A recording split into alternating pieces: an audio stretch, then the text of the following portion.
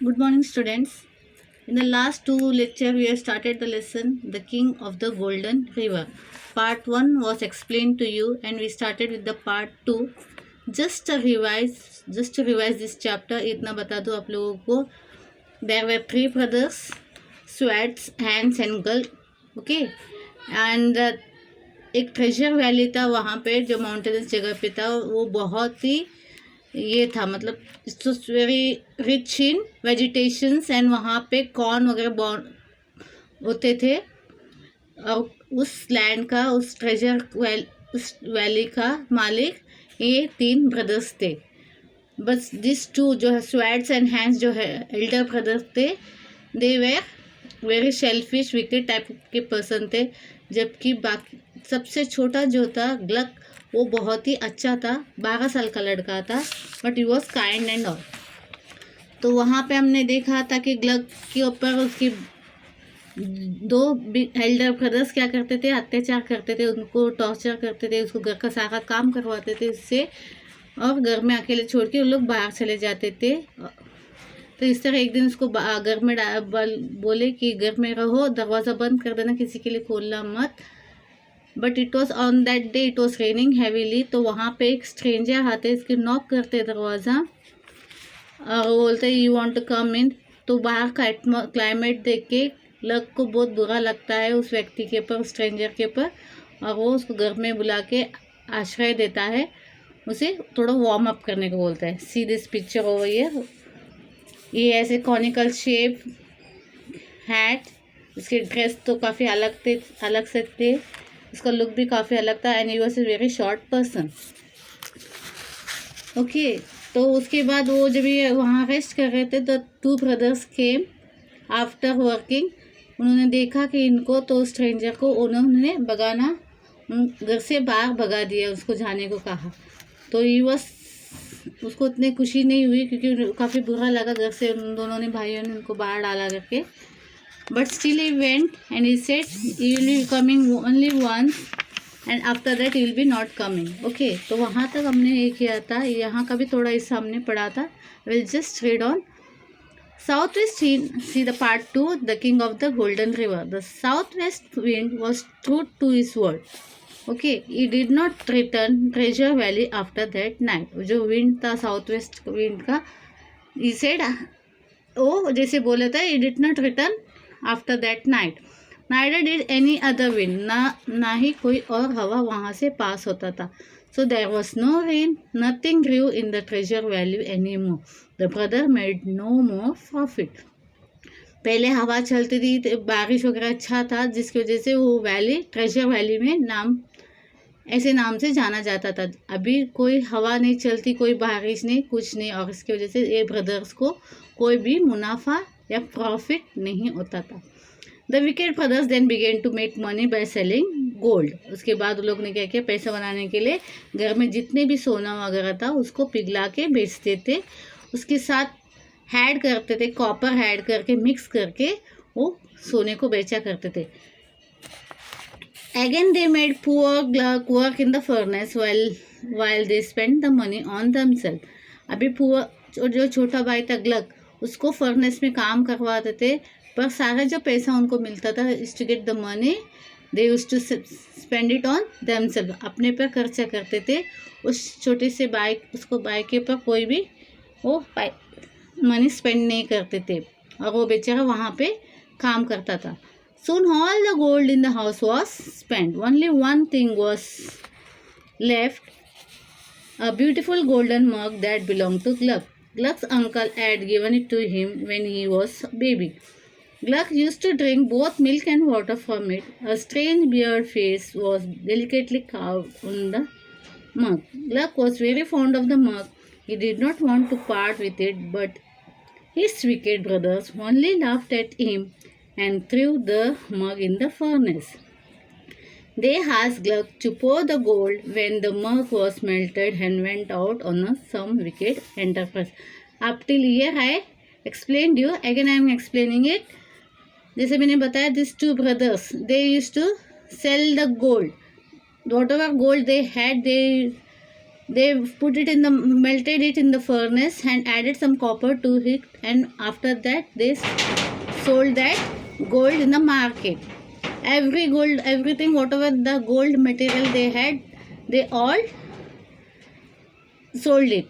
There only one thing was left, that was a golden mug, which was Gluck's. Gluck's uncle had given that mug to Gluck when he was a baby, and so Gluck used to drink water and milk in that mug, and he was very fond of this mug. Gluck को ये जो golden मग था वो उसके uncle ने दिए थे जब वो छोटा सा बच्चा था, तब से वो मग के साथ उसको काफ़ी लगाव था, क्योंकि उससे पानी दूध वगैरह इसी से पीता था, उसे काफ़ी लगाव था। उसमें एक ये बना हुआ था बियर्ड फेस, एक चेहरा था जो डेलिकेटली कार्व किया, मतलब उससे नक्शे बनाए गए थे उस मग में। ग्लक को ये मग पिघलाना नहीं था, but is two elder brother forced him to do that, और उसे बोला तुम अपने मग को फर्नेस में डाल के पिघला लो, तब तक हम लोग बाहर से आते। Sadly Gluck sat down to watch over the mug being melted. Strangely, after some time, he began to hear her voice singing from the furnace. He lifted the lid of the crucible, and what did he see? The face of his old bearded friend on the top of the melted gold. Okay, उसने sadly अपना क्या किया, अपना ये furnace में डाल दिया अपना गोल्डन मग, और वहाँ बैठे बैठे वो देख रहा था अपने गोल्डन मग को मेल्ट होते हुए। तब उसको एक अजीब सी सिंगिंग सॉन्ग जैसे सुनाई देने लग गई वहाँ से, फर्नेस के वहाँ से। तो he lifted the lid of the crucible, and what did he see? वहाँ का जो lid of the crucible मतलब वो जो जहाँ पे मेटल बड़े हाई टेम्परेचर में हीट किया जाता है, that is called crucible, you can call it crucible also. तो वहाँ पे मेल्ट करा जाता, तो उसका लीड ढक्कन उसने निकाल दिया। What did he find? Old beard friend, उसका जो दोस्त था, मतलब जो पहले दिन उसके यहाँ आके गए थे, वो कोनिकल शेप का हैट वाला इंसान जिसको ग्लक ने मदद किया। I saw that person on the top of the melted gold जहाँ पे मेल्ट हुआ था उसके टॉप पे वो उसका फ्रेंड था। Come Gluck my boy, said the voice from the crucible, pour me out, I am too hot। अभी वहाँ से आवाज़ आ रहा था, ग्लक माई बॉय, मुझे, क्योंकि उसका सोने का जो मग था वो अभी मेल्ट हो चुका था, तो it is saying that see pour me out, अभी मुझे बाहर पोर करो, I am too hot। Gluck was too astonished, but he took hold of the crucible and tilted it to pour the gold. Instead of gold, a golden drop came out of the pot. It was the face carved on Gluck's mug. Gluck was too astonished, मतलब वहाँ से आवाज़ आया तो वो बहुत ही surprise हो गया। Okay, astonished, but he took hold of the crucible. उसने जो ये था कंटेनर था जिसमें हीट किया जा रहा था उसका गोल्ड का मग, उसका कंटेनर उठाया, hand it tilted it and poured the gold. पर instead of the gold a golden drop came out, जब उसने पोर किया तो गोल्ड बाहर आने के बदले उसमें से गोल्डन ड्रॉप बाहर आ गया, came out of the pot. This was the face carved on the Gluck's mug, और वो जो चेहरा किसका दिखाई देता उसमें से जो ड्रॉप बाहर आया उसका चेहरा उसके गोल्डन मग में किए हुए नकाशे जो थे चेहरा का उससे मिलता जुलता उसका चेहरा था। Pray sir, said Gluck rather hesitatingly, were you my mug? And now he is asking, हिचकिचाते हुए, hesitatingly मतलब हिचकिचाते हुए पूछ रहा है, क्या तुम हो, मेरे मग हो क्या? Were you my mug? I am the king of what you call the golden river. The golden dwarf told him. He added that another stronger king had turned him into the mug by magic. Gluck had freed him from that enchantment. Okay, now what is saying, वो जो dwarf जो था golden dwarf, तो what is said, I am the king of what you call the golden river. मैं वहाँ का राजा हूँ जिस नाम से आप लोग जानते हो, गोल्डन रिवर नाम के से जो जानते हो, वहाँ का मैं राजा हूँ. The golden ड्रॉफ told him he had it that another stronger king had turned him into the mug by magic. दूसरा एक राजा जो इनसे भी ताकतवर थे, उन्होंने क्या किया, इनको मैजिक से टर्न किया, मग के रूप में इसको टर्न किया.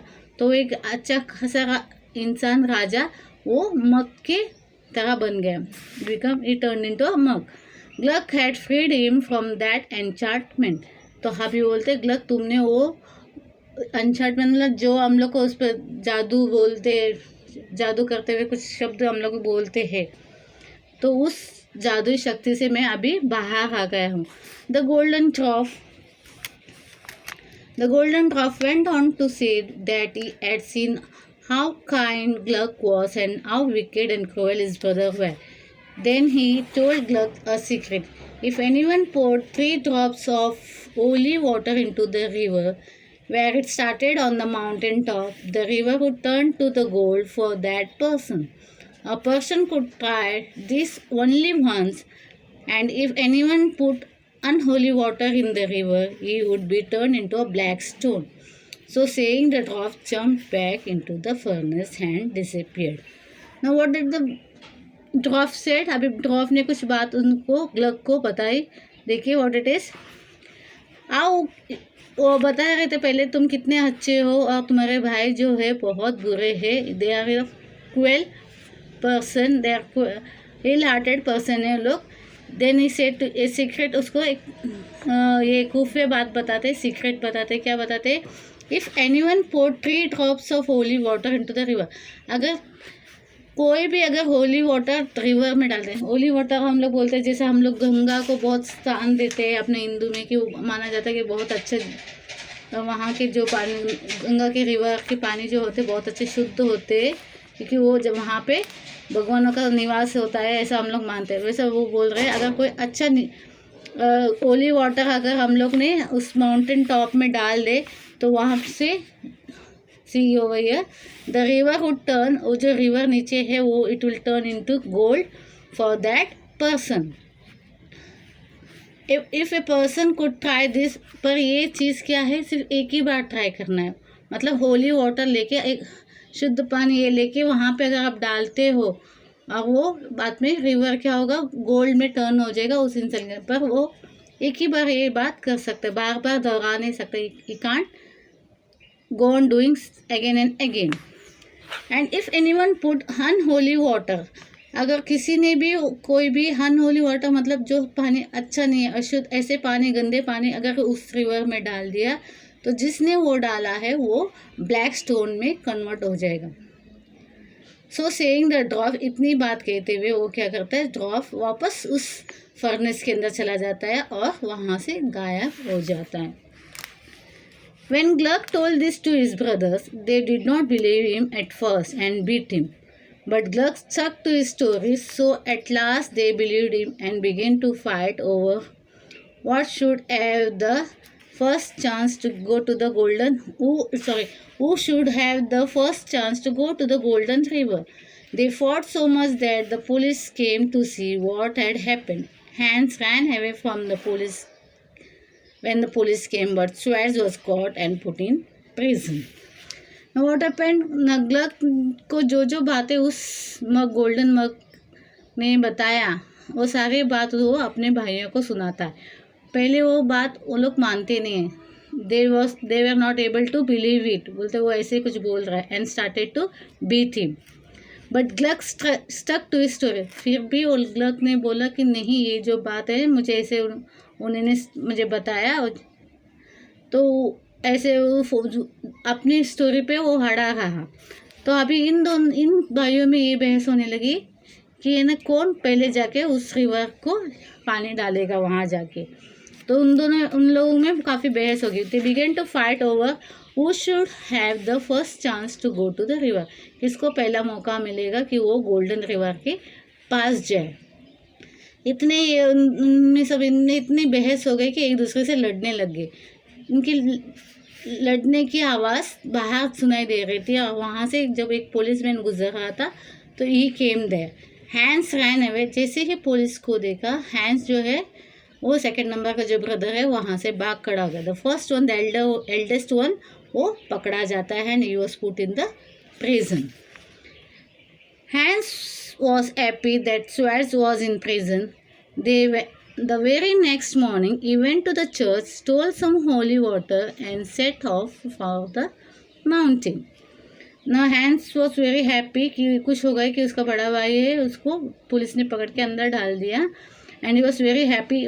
Next morning, what did he do? He went to the church. Holy water चाहिए ना, जैसे मैंने बताया गंगा जल ये होली वाटर होता है, वैसे चर्च में क्या होता है, वहाँ पे भी पानी रखते जो जीसस क्राइस्ट के इसके पर नाम पे रखते तो उसको होली वाटर माना जाता है। तो वहाँ से उसने चुरा लिया उस पानी को, होली वाटर को चुरा लिया। He went to the church, stole some holy water and set off for the mountain. And वहाँ पे he went out for the mountain. It was not easy to climb the mountain. He was tired and thirsty. Soon Hans thought he would drink some of the holy water himself. Okay, he was not able to see the mountain. It was very high. He was feeling tired. इतना easy भी नहीं था कि ऊंची पहाड़ पे चढ़ना. And now he was feeling thirsty also. उसे अभी प्यास लगी थी, चढ़ते चढ़ते उसे प्यास लगने लगी. तो what he thought, he would drink some of the holy water for himself. उसे काफ़ी प्यास लगी थी और उससे अभी प्यास बर्दाश्त नहीं हो रही थी, तो he decided that he will drink some water. Just as Hans raised the flask of water to his lips, he saw a little puppy on a rock. It looked as if it was dying of thirst. Hans only pushed the animal away with his foot, drank some water himself and passed on. Just as क्या हो गया, as he raised the flask, मतलब जैसे ही वो पानी पीने के लिए अपना फ्लास्क उठाया, मुंह में डालने ही जा रहा था, he saw a little puppy on the rock. एक पत्थरों में एक पप्पी वहाँ से गुजर रहा था. It was as if it was dying of thirst, मतलब उसे भी, उस कुत्ते को भी बहुत प्यास लगी थी और प्यासे होने की वजह से उसे ऐसा लगा, ऐसे हालत में था जैसे कि वो मर जाएगा, बिना पानी के वो मर जाएगा. But Hans was a cruel person. He pushed that animal away with his foot. अपने पैरों से उस कुत्ते को वहाँ से पुश कर देता है. Drank some water himself and passed on. वो अपने लिए थोड़ा सा पानी उसमें से पी लिया वाटर और कुत्ते को लात मारते हुए वहाँ से गुजर जाता है.